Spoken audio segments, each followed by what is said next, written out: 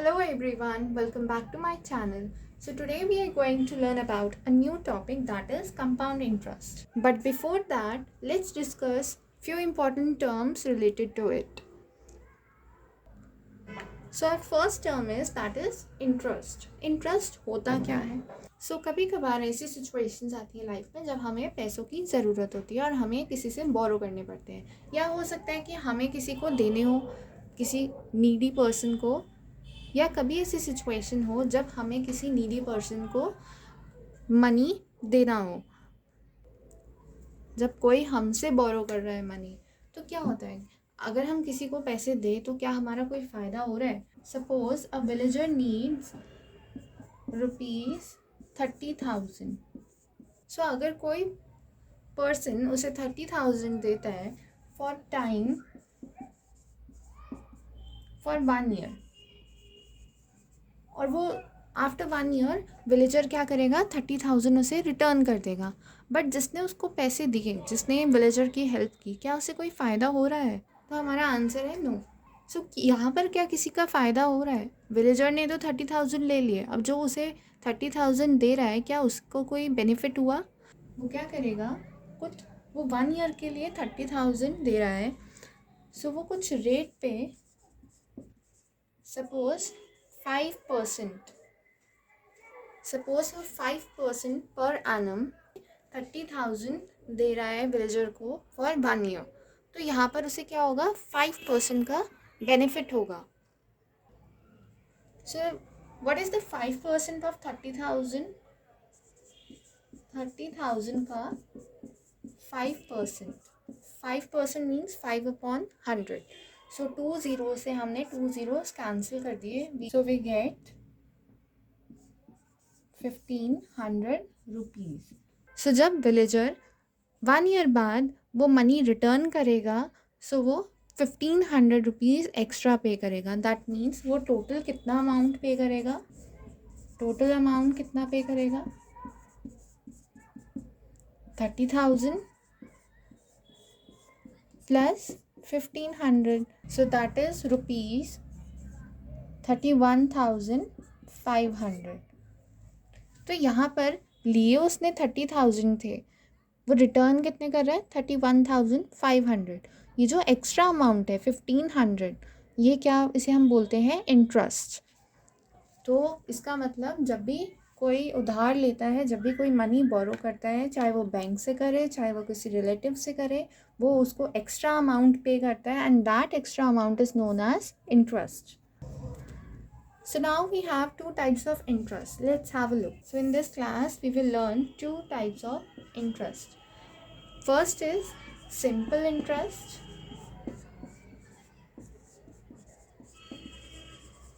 and second one is compound interest.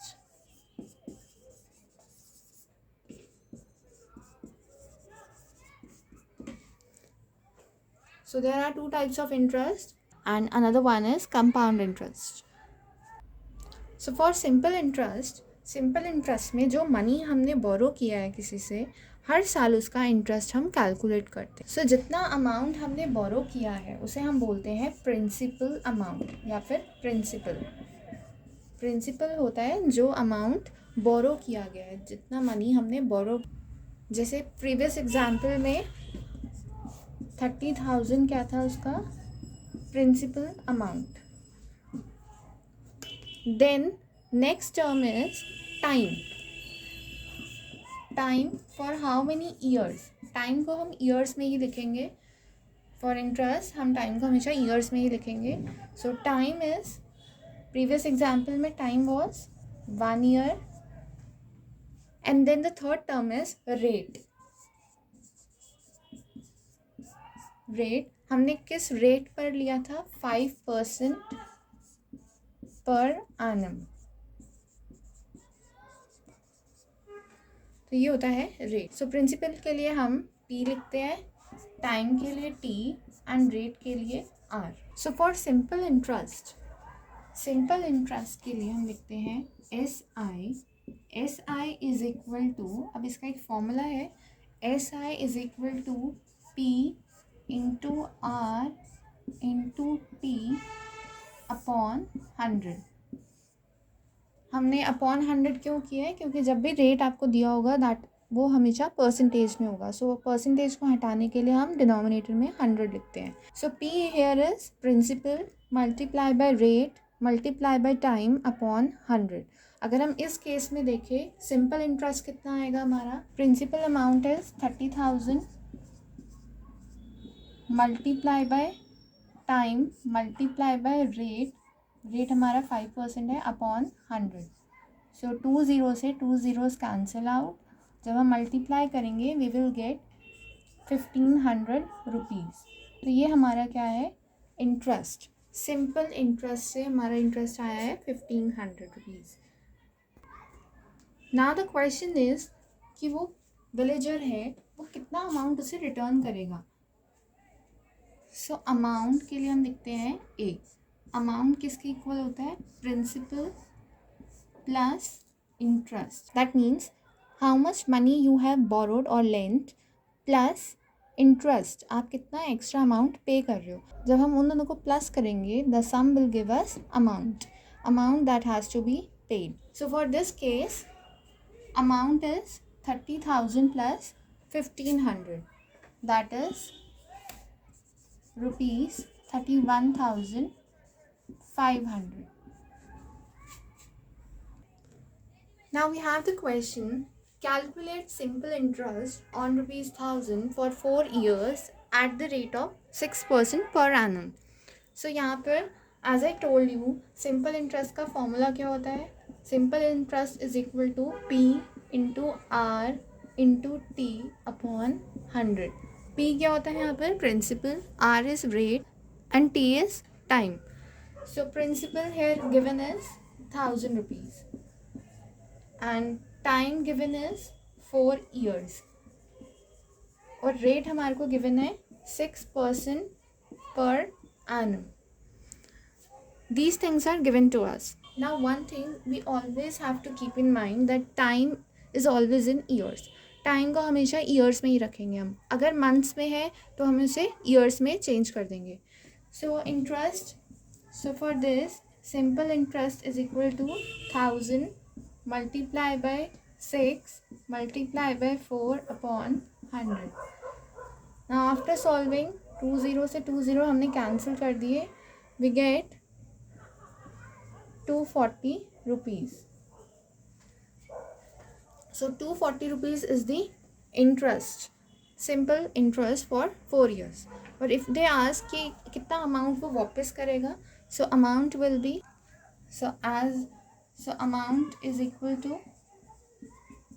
principal plus interest, that is 1,000 plus 240 rupees, 1,240 rupees is the amount. Now we do the next question.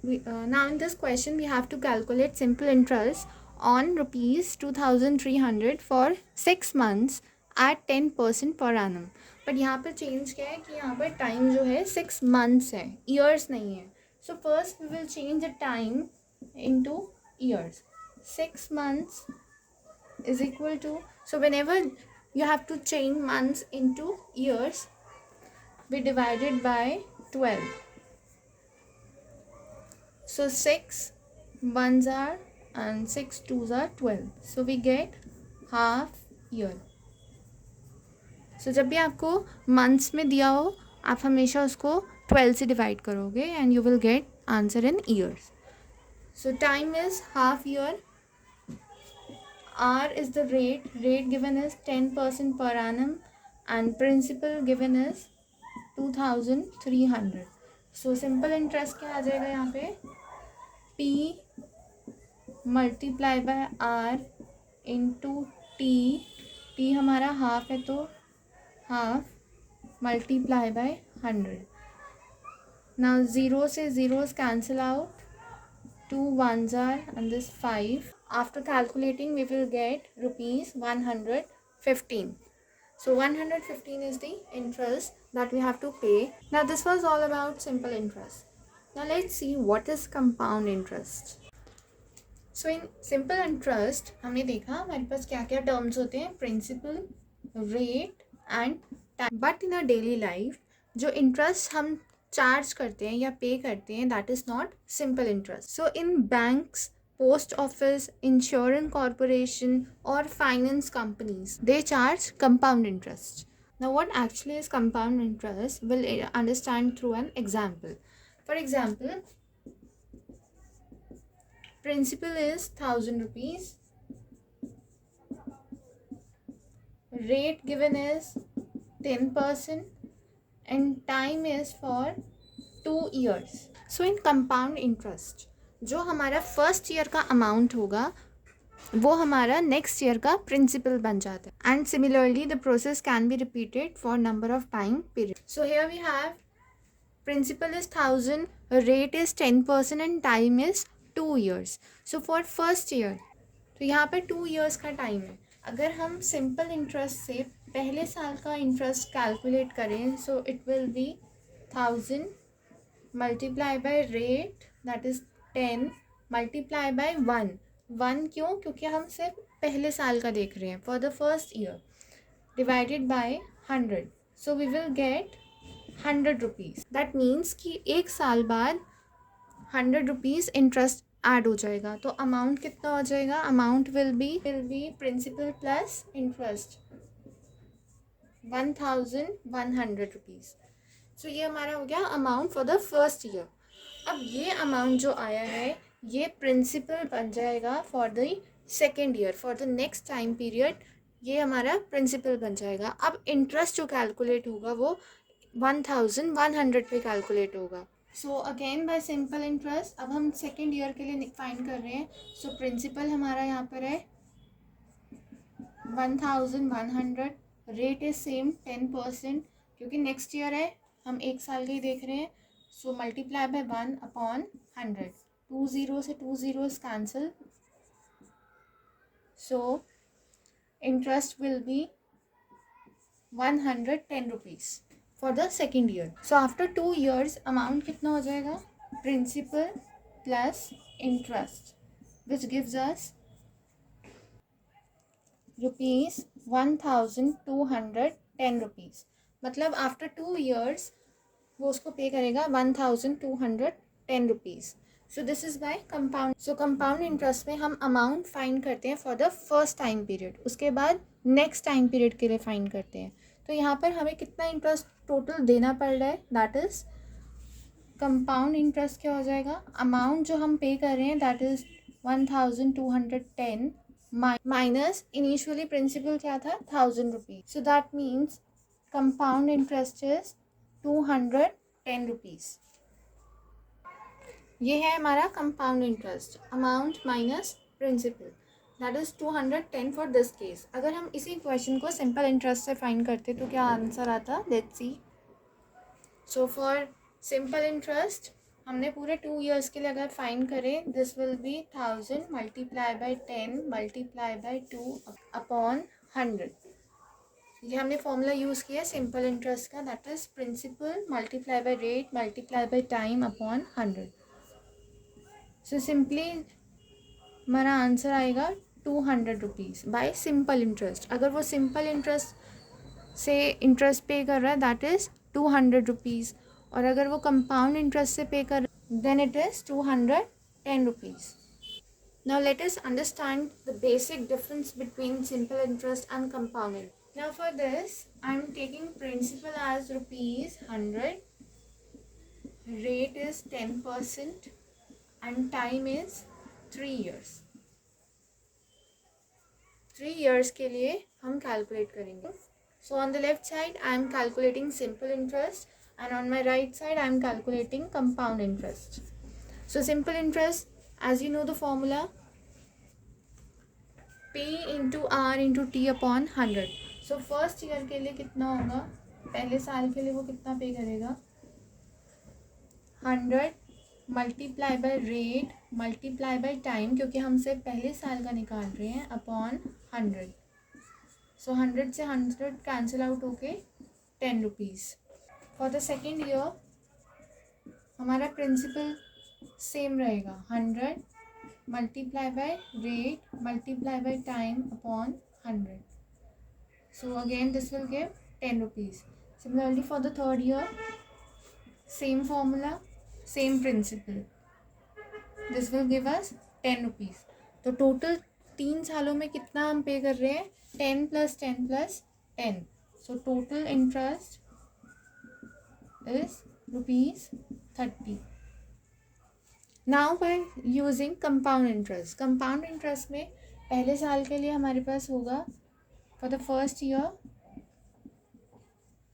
principal multiply by rate multiply by time upon 100.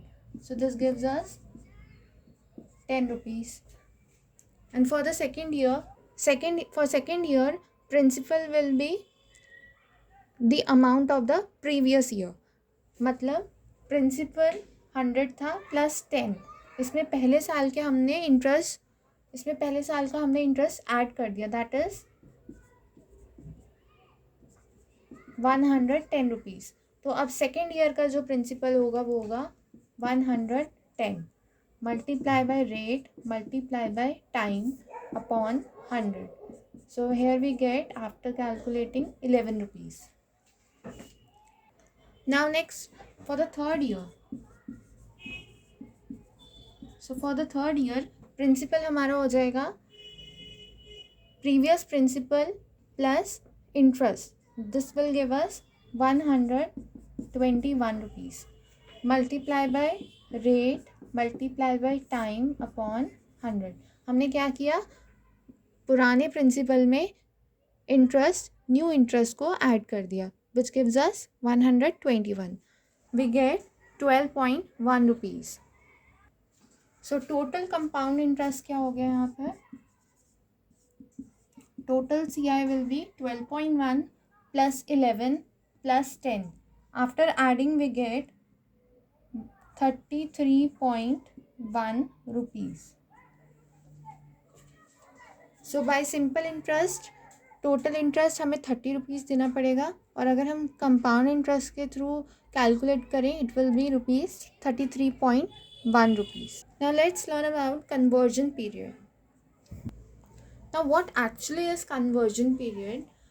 जैसे हमने इस example में हर 1 साल बाद new principal calculate किया था. So that time period after which the interest is calculating to find new principal is called the conversion period. अब हम न्यू प्रिंसिपल कब कैलकुलेट कर रहे हैं? या तो हम एनुअली करेंगे या फिर हाफ ईयरली, जिसे हम सेमी एनुअली भी कहते हैं, मतलब आफ्टर एवरी 6 months. या फिर हम क्वार्टरली करेंगे. क्वार्टरली मतलब after every 4 months. And at last या हम उसे मंथली करेंगे, हर मंथ न्यू प्रिंसिपल कैलकुलेट करेंगे. सो इट डिपेंड्स कि आपको क्वेश्चन में कैसे दिया हुआ है. It may give you interest compounded annually, it may give you interest calculated half yearly or quarterly. So it depends on the question. So let us understand this by examples. So the question here is, find the amount on a sum of rupees 5,000 for 2 years at the rate of 2% per annum. तो यहाँ पे principal कितना है? 5,000 rupees. Time is for 2 years. तो हमें ये भी ध्यान रखना है कि टाइम हमेशा ईयर्स में गिवन हो. And rate is R is 2%. So for the first year, क्योंकि 2 साल है तो हमें 2 times कैलकुलेट करना होगा for the first year. So we will calculate using simple interest formula for the first year. So first year में principal is 5,000, rate is 2% and time is 1, क्योंकि first year का फाइंड कर रहे हैं, upon 100. So we will get rupees 100. तो यहाँ पर amount कितना आ जाएगा? A1 अमाउंट जो फर्स्ट ईयर का होगा वो होगा प्रिंसिपल जो हमें गिवन था प्लस फर्स्ट जो हमने इंटरेस्ट निकाला है I1 here is the simple interest for the first year. तो principal 5,000 plus 100 is rupees 5,100. Now this amount 5,001 here 5,100 ये अमाउंट बन जाएगा principal for the second year. So for second year, principal multiply by rate multiply by time upon 100. We will get rupees 102. So amount हो जाएगा amount A2 मतलब for the 2 years it will be principal जो हमारा new principal था 5100 plus जो हमारा new interest आया है 102. So after adding we get 5202. Now we have to find the compound interest. इस पे इंटरेस्ट कितना लगा है 2 years. So compound interest is equal to amount minus principal. Amount कितना है 5202 minus principal was 5000. So after subtracting we get rupees 202. So total compound interest is 202. So this was the method हमने simple interest से find किया है. What if कि वहाँ पर आपको 6 years या 7 years का दिया हो. So for that we have compound interest formula. So for calculating the amount using compound interest we have a formula. Amount is equal to principal in bracket 1 plus R. R means rate upon 100 to the power n. n यहाँ पर क्या होता है time period. n here is time period. So by using this formula we will get the amount, and if we have to find compound interest will be amount minus principal. So let us understand this by an example. So here I have an example. Principal is 16,000, time is 2 years and rate is 8% per annum. और यहाँ पे line दी है interest is compounded annually, मतलब हर एक साल बाद principal change हो रहा है. So by using the formula amount is equal to principal multiply by in bracket 1 plus rate here is 8%, तो 8/100 और कितने टाइम के लिए है हमारे पास 2 years और हर एक साल बाद प्रिंसिपल चेंज हो रहा है. सो n here is 2. So we just have to solve this. So for solving 16,000 multiply by, now by taking the LCM we get 100 plus 8, that is 108/100 to the power 2. आप इसे cancel out भी कर सकते हैं या फिर आप इसे डेसिमल में चेंज कर दो. So if we cancel it out we get 16,000 multiply by 27/25 to the power 2. So that means multiply by 27/25. After solving we get rupees 18,662.40. So this is the amount that has to be paid after 2 years. जिसका principal 16,000 है और rate is 8%. सो ये तो amount आ गया after 2 years. सो compound interest क्या होगा, मतलब हमने कितना एक्स्ट्रा मनी पे किया है, that will be amount minus principal. So 18,662.40 minus 16,000. So compound interest is rupees 2,662.40. So here time was given in years. So what if time आपको fraction में given हो. So in this question principal is 16,000 but time is in fraction 2 1/3 years and rate is 15%. So in this case the formula will be amount is equal to principal 1 plus whole number यहाँ पर कौन सा है 2 है. सो 15/100 to the power 2, क्योंकि number of years कितने हैं 2, क्योंकि यहाँ पे एनुअली कंपाउंड हो रहा है. मल्टीप्लाई बाय, क्योंकि 1/3 ईयर है, 1 plus 1/3 of the rate upon 100. So 1/3 of the rate is 5. सो ये फॉर्मूला हो जाएगा 16,000 1 plus 15 upon 100 to the power 2 multiply by 1 plus, now 1/3 of 15 is 5 upon 100. So after solving we will get the answer. So this was about interest that is compounded annually. What if interest is calculated half yearly? So for half yearly ज़्यादा कुछ change नहीं होता formula में, principal same रहता है, rate half हो जाता है, रेट को हम 2 से डिवाइड कर देते हैं, जो नंबर ऑफ पीरियड n होता है दैट गेट्स मल्टीप्लाइड बाय 2 और बाकी सब चीज़ें सेम रहती है. For example let's see, principal is 7,000 rupees, rate is 10% and time is 1.5 year. Now this is compounded half yearly. So formula will be amount is equal to principal multiply by 1 plus rate हम half कर देते हैं, that means 10 का half is 5 upon 100. Now for time period n, इसकी power n होती है तो n कितना हो जाएगा 1.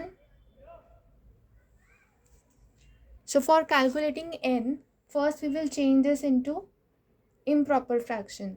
So this is 3 upon 2, because for half yearly we change it in, we multiply n by 2, so we get n is equal to 3. n 3 क्यों आया?